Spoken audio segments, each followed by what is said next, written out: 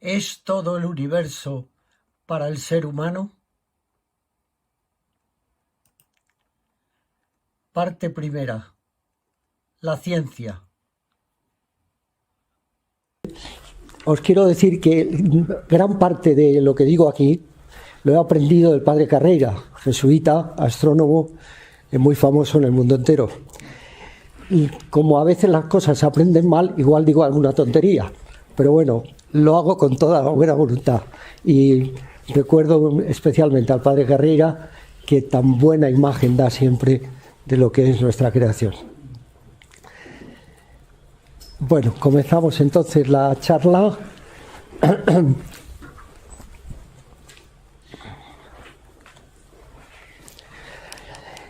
Vamos a hablar del universo y vamos a ver cómo es. Vamos a enterarnos primero de cómo es el universo, que es lo que se pregunta el hombre desde siempre. Se ha preguntado: ¿dónde estoy? ¿Qué hago? ¿En qué situación me encuentro?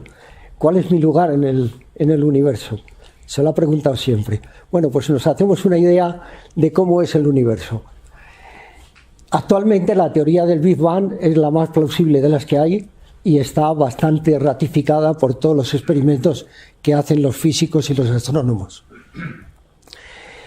Si el universo surge de un punto, el Big Bang, desde hace aproximadamente 13.500 años, hay otros autores, 13.500 millones de años, he dicho 13.500 millones de años. Hay otros que dicen que son 15.000, pero bueno, poca diferencia hay, más o menos.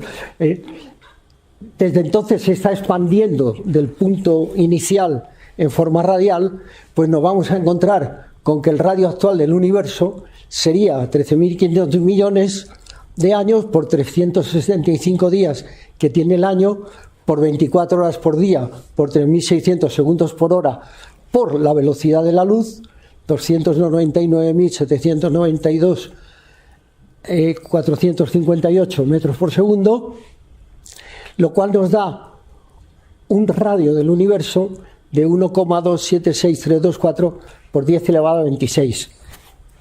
26 ceros detrás. Es decir, esta es la expresión.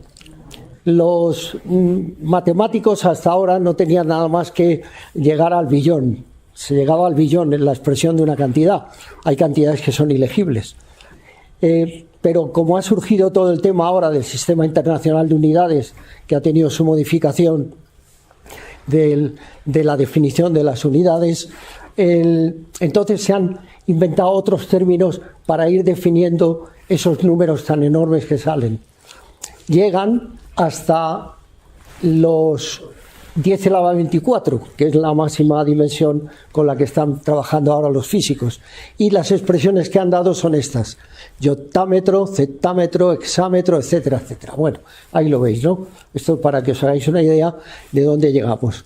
Desde 10 elevado a 24 a 10 elevado a menos 24 metros. Estamos hablando de dimensiones que ni con un microscopio electrónico se puede conseguir.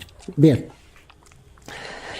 Para hacernos una idea más clara, os voy a poner aquí una cosa que algunos conoceréis, porque ha circulado por internet, que es un viaje que propone la NASA a través del universo. Este viaje va desde lo infinitamente lejano, habla de lo grande, pero en realidad yo diría de lo infinitamente lejano a lo infinitamente más íntimo de la materia. Es un viaje que empieza y termina con distancias, como decía antes, difíciles de comprender. Están referenciadas mediante notación científica, que es la que decía antes, 10 elevado a. Comienza a 10 millones de años luz, ya hemos dicho antes que era mucho más grande el universo, y termina pues aquí en la Tierra a 10 elevado a menos 16 metros. Nos vamos a ir moviendo en el espacio con una velocidad decreciente para poder aterrizar sin estrellarnos, como hace el avión cuando se va acercando. Es decir, que los primeros pasos que vamos a dar son de unas distancias enormes, pero después van disminuyendo poco a poco hasta que lleguemos ya al estado microscópico. 10 millones de años luz. Pues a ver, perdón, sí, 10 millones de años luz de distancia de la Vía Láctea. 1 millón de años luz, hemos pasado de 10 millones a 1 millón. Se hace visible la espiral. Esa sería la Vía Láctea, y luego ahí abajo tenemos la galaxia de Andrómeda, que es la más cercana a la galaxia, a nuestra Vía Láctea. 100.000 años luz. Pues difícilmente podemos ver y definir nuestra galaxia. 10.000 años luz, ya aparecen estrellas de nuestra galaxia, 100.000 millones de estrellas aproximadamente. Pero fijaos, para que nos hagamos una idea de todo lo que hemos recorrido antes, que en el universo se estima que hay 100.000 millones de galaxias. Y cada galaxia con unas 100.000 millones de estrellas. Se nos va de la mente el tema, ¿no? Bien. Las estrellas 10 veces más cerca, 100 años luz, nada aparte de estrellas, y 10 años luz, todavía sigue viéndose nada más que estrellas. Estamos acercándonos a nosotros, a la Tierra. 1 año luz, ya muy pequeñito aparece ahí el Sol. ¿Lo veis bien? A pesar de la luz de la sala. Bueno, ya aparece un poco el Sol. 1 billón de kilómetros. Ya empieza a poderse leer la cifra. El Sol algo mayor. 100.000 millones de kilómetros. Ya comienza a verse el sistema solar. Y ahí están resaltadas las órbitas de los planetas de nuestro sistema solar. 10.000 millones de kilómetros. 10 a la 13 todavía estamos, de metros. Nuestro sistema solar más definido. Ahí ya podemos ver pues, Plutón, la órbita de Plutón, la órbita de Neptuno, de Saturno y de Júpiter. Bien, 1.000 millones de kilómetros. Aquí podemos ver las órbitas de Mercurio, Venus, Tierra, Marte y Júpiter. Júpiter la exterior, Marte, la Tierra en azul, la verde Venus y la blanca Mercurio. 100 millones de kilómetros, órbitas de Venus, Tierra y Marte. Seguimos ya yéndonos a la órbita de la Tierra. La Tierra, parte de la órbita de la Tierra está ahí y se ha sobredibujado la órbita de la Luna. 1 millón de kilómetros, la órbita de la Luna también sobredibujada aquí, ya más cerca, y 100.000 kilómetros. Ya la Luna no se ve porque la Luna está más lejos de 100.000 kilómetros, por lo tanto vemos solamente nuestro planeta, nuestra casa. 100.000 kilómetros. El hemisferio norte de la Tierra, esto está enfocado ahí a la península de Yucatán. 1.000 kilómetros. Fotocaracterística de un satélite, más o menos. 100 kilómetros, 10 kilómetros. Aquí este sería el techo de un vuelo de un avión comercial, de los reactores. Difícilmente puede distinguirse los barrios de la ciudad. 1 kilómetro. Esto sería lo que ve un paracaidista al saltar. Vista típica desde un helicóptero, a 100 metros. A 10 metros, esto ya desde un balcón de una casa, a 4 pisos, el cuarto piso aproximadamente, esto es lo que veríamos. Estamos bajando ya mucho más despacio, como veis, ¿no? 1 metro, lo que vemos a la distancia del brazo extendido, lo podemos tocar. 10 centímetros, esto se puede tocar con las hojas y tal, y 1 centímetro. Hemos acercado la cámara fotográfica a 1 centímetro y ya se pueden distinguir la estructura de la hoja.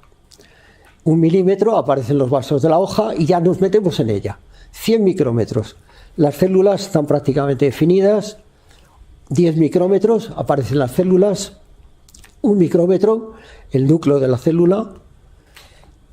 100 nanómetros, aparecen los cromosomas. 10 nanómetros, se puede ver la cadena del ADN, los bloques cromosómicos a 1 nanómetro, seguimos dentro, nubes de electrones del átomo de carbono. Todo en nuestro mundo está hecho de esto, de átomos de carbono y de átomos de otros materiales. Todo. 10 picómetros, electrón en el campo del átomo, 1 picómetro, espacio vacío entre el núcleo y las órbitas de electrones. El núcleo todavía pequeño, a 100 femtómetros, y aquí tenemos el núcleo de un átomo de carbono. Estamos ya con 10 a la -14 de distancia, 1 femtómetro, 10 a la -15, cara a cara con un protón, y ya por fin llegamos a nuestro final del viaje, donde nos encontramos con las partículas quark, que son de las partículas más elementales que existen en la materia. Bien, pues después de este viaje nos podríamos preguntar, ¿todo esto ha surgido de la nada? ¿Solo por azar o casualidad? Bien, ¿es todo el universo para el ser humano? ¿Todo esto es para el ser humano?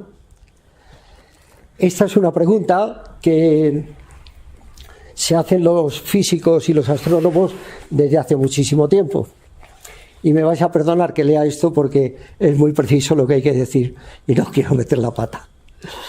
La física y cualquier ciencia de la materia solo puede responder a preguntas que tengan una respuesta experimental. Es decir, que puedan ser comprobadas experimentalmente. Los físicos, si algo no se puede comprobar experimentalmente, no lo reconocen. Por tanto, no es lo posible a la física responder a preguntas como ¿por qué existe el universo? ¿O para qué existe el universo? Tampoco le es posible a la física responder por qué el universo tiene las propiedades que tiene. Pues la física solo puede describir la actividad de la materia con las propiedades que experimentalmente se perciben. Un arqueólogo, por ejemplo, descubre un objeto raro en una tumba antigua.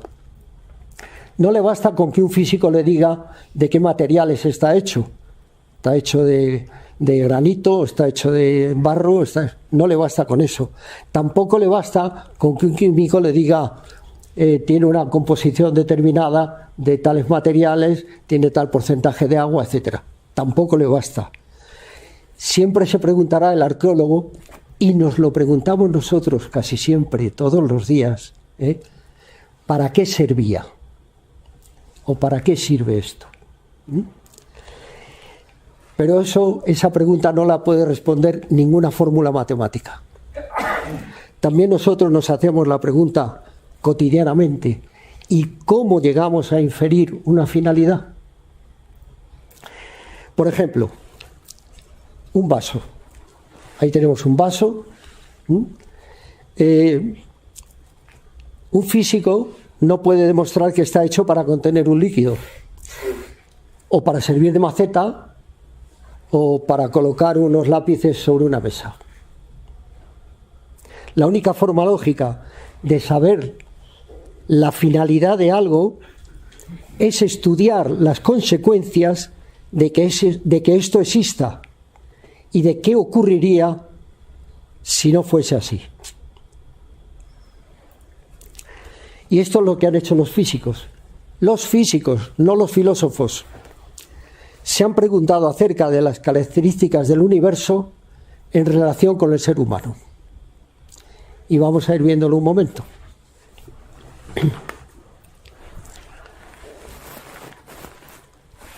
Volvemos a nuestro viaje anterior y empezamos por el final del viaje.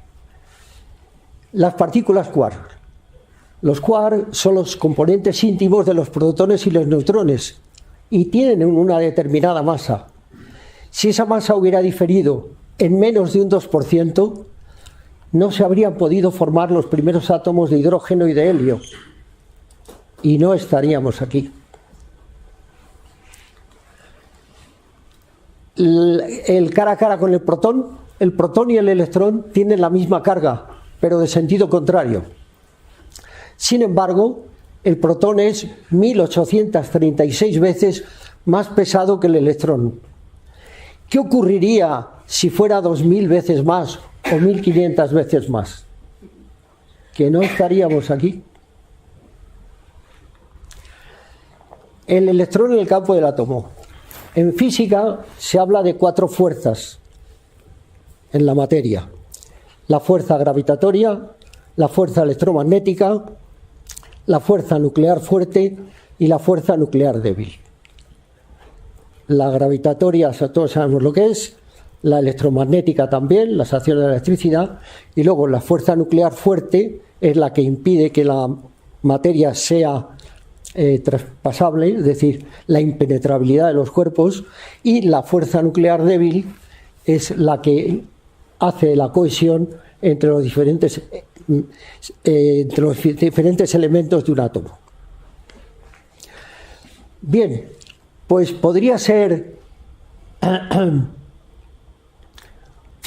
la fuerza electromagnética 10 elevado a 39 o 10 elevado a 41 veces mayor que la fuerza de atracción gravitatoria.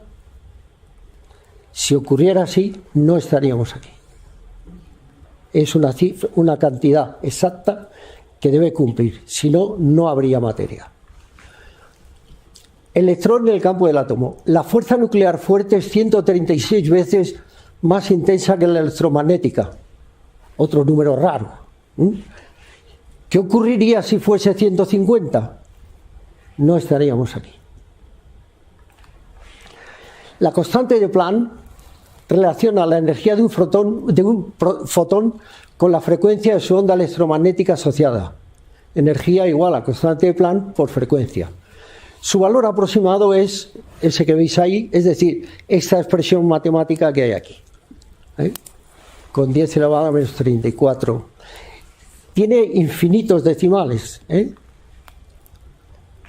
Pues bien, si el decimal número 54, fijaos todos los que tiene, si el decimal número 54 variara en una unidad en más o en menos, no estaríamos aquí.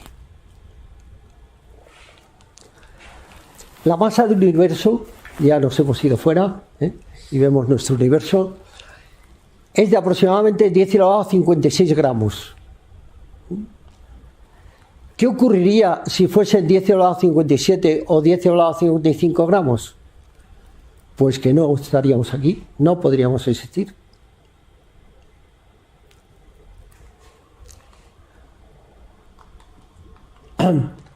El Sol es una estrella un poquito mayor que la mayor parte de las estrellas. Es una estrella ordinaria. ¿Qué ocurriría si tuviese un 10% más de masa o un 10% menos de masa? No estaríamos aquí. A 1.000 millones de kilómetros, órbitas de Mercurio, tal. ¿Qué pasaría si el planeta Tierra estuviese a una distancia del Sol un 10% más cerca o un 10% más lejos? No estaríamos aquí, no podríamos vivir. La Tierra está en la zona habitable alrededor del Sol. Si se sale de ella, no habría vida. El eje de giro de la Tierra no es perpendicular al plano de la órbita, lo que provoca las estaciones. Supongo que eso todos lo sabéis, ¿no? Es decir, la Tierra está inclinada con respecto a la órbita en la que gira alrededor del Sol, y en esta posición, si el Sol está aquí, está recibiendo el calor por esta parte de arriba, pero cuando esté en la otra parte, el calor lo está recibiendo en la parte de abajo. ¿De acuerdo? Por eso son las estaciones. Bien. ¿Qué pasaría si no estuviera inclinado el eje de la Tierra, que estuviera vertical? Pues que habría una zona ecuatorial achicharrada completamente y unos polos totalmente congelados. No habría posibilidad de vida. Esa inclinación es la que permite que haya vida. Incluso si los grados de inclinación variaran en un 10%, tampoco habría posibilidad de vida.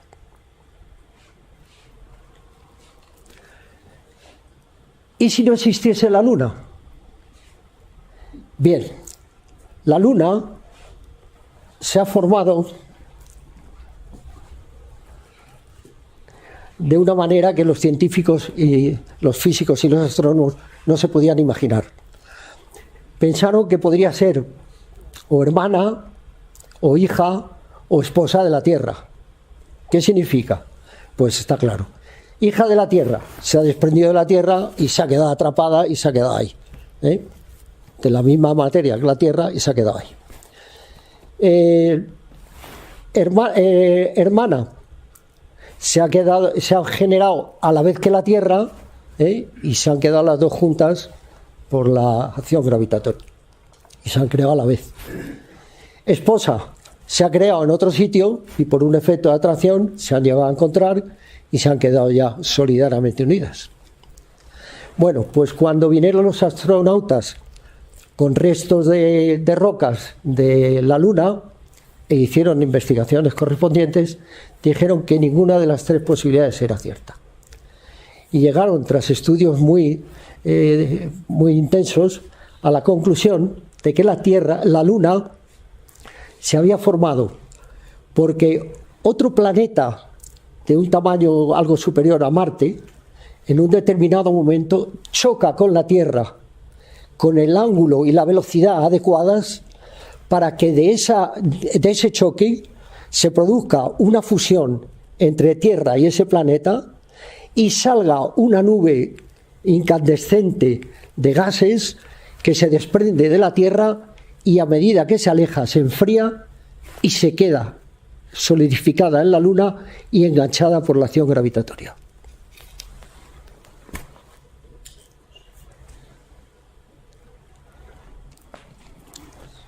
Bueno, pues la Luna es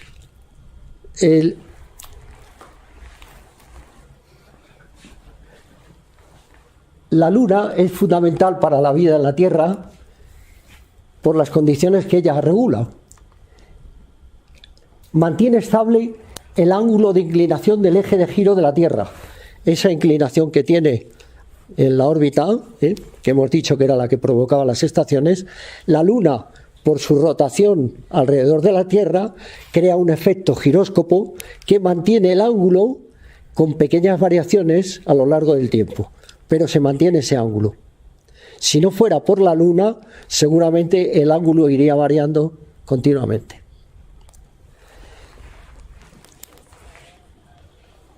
Es la causante de las mareas, lo cual permite que los mares se renueven, que se oxigenen, que haya movimiento, que haya evaporación, etc. Determina la duración de los días. Los investigadores hicieron un análisis de los restos fósiles de corales de hace 400 millones de años. Y vieron que en aquella época, por los anillos de crecimiento de los corales, que son periódicos en el día, en el año, etc., vieron que en aquellos años, hace 400 millones de años, el día duraba 20 horas y el año 400 días. ¿Qué ha ocurrido? Que la Luna va demorando la velocidad de la Tierra, la va retrasando la velocidad de giro, por su efecto de giro alrededor de ella, va haciendo que la Tierra vaya girando cada vez más lenta. Entonces va atrasando y alargando el día. La Luna.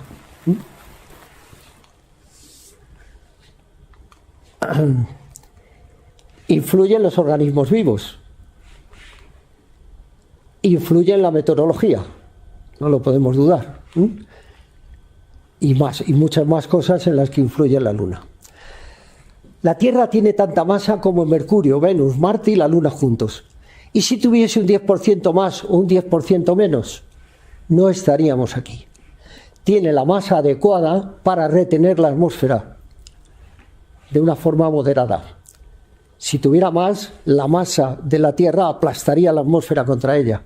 Si tuviera menos, la atmósfera se desprendería, tendría mucha menos densidad. El núcleo de la Tierra, después del impacto aquel que tuvo, el núcleo de la Tierra está formado esencialmente por hierro y níquel, a una temperatura de 4.000 grados centígrados. Si no fuera así, nuestro planeta no tendría oportunidad de albergar vida. ¿Por qué? Porque gracias a esta composición de hierro y níquel se genera la llamada corriente magnética terrestre, los polos magnéticos, que es esencial para que nuestro planeta sea habitable. Este campo magnético nos protege de partículas ionizadas procedentes del Sol, los rayos gamma, fundamentalmente, que afectarían de forma mortal a cualquier sistema de vida. También tiene efectos positivos sobre el desarrollo y crecimiento de ciertos organismos y además es definitivo para la alimentación de muchas especies, palomas mensajeras, las emigraciones de aves que hay, etc. Incluso era antes para el hombre, con la navegación fundamentalmente. Ahora ya con los GPS el tema se ha superado. Bueno, pues ese campo magnético además varía, está variando. El ángulo de declinación con respecto al Polo Norte está variando. Y dicen que dentro de 100.000 años o por ahí, o sea, no creo que lo veamos, dentro de 100.000 años habrá cambiado incluso la polaridad, se habrá dado la vuelta. Bien. La tectónica de placas. Gracias a ese núcleo incandescente que hay, se producen unos movimientos de placas rígidas que se mueven constantemente. Estos bloques descansan sobre una capa de roca caliente y flexible llamada astenosfera. Esta teoría da una explicación de las placas tectónicas que forman la superficie de la Tierra y a los desplazamientos que se observan entre ellas. También explica la formación de las cadenas montañosas, de las depresiones, de los valles, y también esa masa ígnea en el núcleo es la que provoca los volcanes, que aunque producen catástrofes, también son necesarios para la regeneración de la superficie de la Tierra. Todos esos fenómenos, terremotos que vienen provocados por esto, aunque producen catástrofes, son necesarios para la vida de la Tierra. La Tierra es un organismo vivo. Atmósfera. Es una pantalla para los rayos cósmicos y los meteoritos. La altura de la atmósfera de la Tierra es de 100 kilómetros, aún más de la mitad, aunque la mitad de su masa se concentra en los 6 primeros kilómetros y el 75% en los primeros 11 kilómetros de altura. La masa de la atmósfera es de 5,1 por 10 a la 18 kilos. La atmósfera terrestre protege de la vida de la Tierra, absorbiendo en la capa de ozono parte de la radiación solar ultravioleta. Lo que nos dicen cuando vamos a la playa, tengan cuidado que el ozono está muy bajo. Y reduciendo las diferencias de temperatura entre el día y la noche, actuando como escudo protector contra los meteoritos. Es parte importante que hace posible que la Tierra sea habitable. Bloquea algunos rayos peligrosos del Sol y retiene parte del calor del Sol, haciendo que la Tierra tenga una temperatura agradable, el efecto invernadero. Si no se produjera el efecto invernadero, la temperatura de la Tierra sería la media de menos 20 grados Celsius. Ahora, con el efecto invernadero que produce la atmósfera, la temperatura media de la Tierra son 20 grados Celsius. Bien. Y el oxígeno dentro de nuestra atmósfera es esencial para la vida. Hay muchos detalles de cómo han aparecido esos gases en la atmósfera, porque inicialmente, cuando hablamos del impacto aquel que había del planeta con la Tierra, no había esa atmósfera. La atmósfera se fue creando después con esos componentes de gases, pero no entró era gracias a la creación, a la aparición de unos microorganismos que fueron generando nitrógeno y oxígeno. Sin la existencia de la atmósfera terrestre, con su composición determinada, oxígeno, nitrógeno, no estaríamos aquí. La actividad electromagnética de nuestra atmósfera es también fundamental para la existencia de la vida. Una media superior a 25.000 tormentas diarias. He corregido voluntariamente este número porque en otros sitios pone que son 43.000 tormentas diarias sobre la Tierra. Si cada tormenta genera 20, 30 rayos de media, estaríamos hablando de 100.000 rayos diarios. No está muy lejos la cifra, pero así ocurre. Bueno, pues esos rayos alrededor del planeta intervienen en el ciclo del agua y alteran el estado del nitrógeno, formando compuestos nitrogenados que luego van a aprovechar los organismos vegetales. Transforman oxígeno en ozono también y regeneran la capa de ozono que es necesaria para la protección de cualquier actividad biológica. El agua. El agua es esencial para la vida de cualquier organismo. Se encuentra en todos sus estados: sólido, hielo y nieve, líquido y gaseoso, vapor. y es el único elemento de la naturaleza que no sigue la norma de todos los demás. El único. El agua, todos los elementos, a medida que se calientan, van perdiendo densidad, van teniendo menos densidad. Bueno, pues el agua tiene mayor densidad a 4 grados que a 0. A 4 grados Celsius que a 0 grados. ¿Qué ocurre? Que eso permite que los hielos floten en el agua. Si no flotaran, tuviera esa regla común de todos los demás elementos, cuando el agua se congelara, pesaba más, se iba para abajo y se hundía al fondo, hielo. Seguía helándose al fondo, hielo, y al final todo seguía hielo. Pues gracias a esa característica del agua curiosa, ¿y por qué? Pues gracias a eso estamos aquí. Si no, no estaríamos aquí. Bueno, todo el universo ha sido creado para que aparezca en él la vida inteligente. Son tantas las condiciones, he puesto unas cuantas y las más espectaculares. Hay otras muchas muy menudas.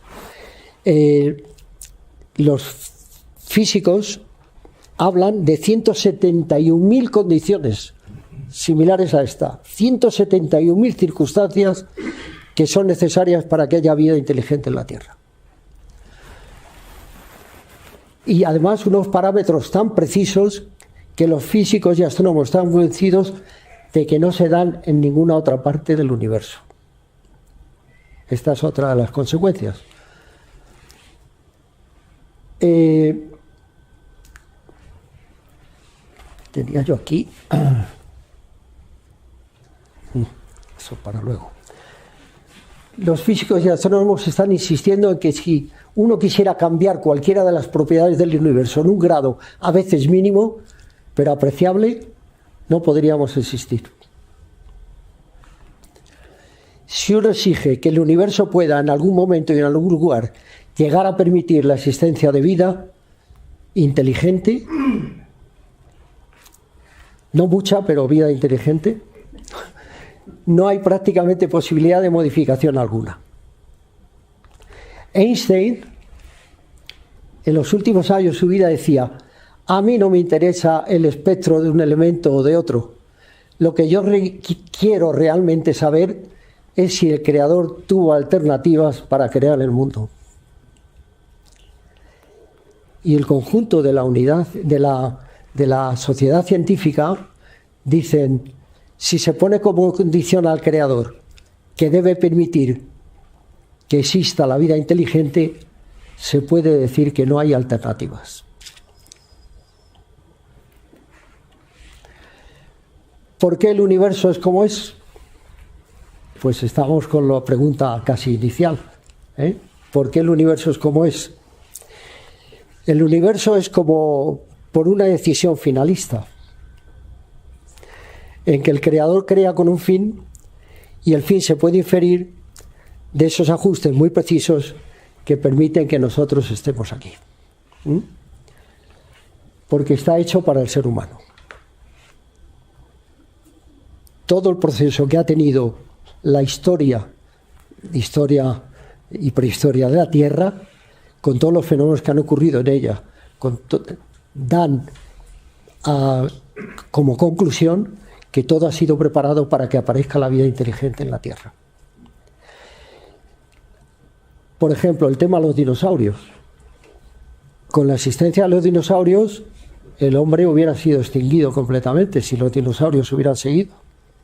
Bueno, pues ocurrió que vino una bola grande en un momento determinado, chocó contra la Tierra y se cargó a todos los dinosaurios. Según dicen, el impacto fue tal que produjo una nube de gases y humos que tuvo a la Tierra en sombras durante 2 años, hasta que esa nube desapareció. Y así otros muchos procesos que han ido ocurriendo en la Tierra.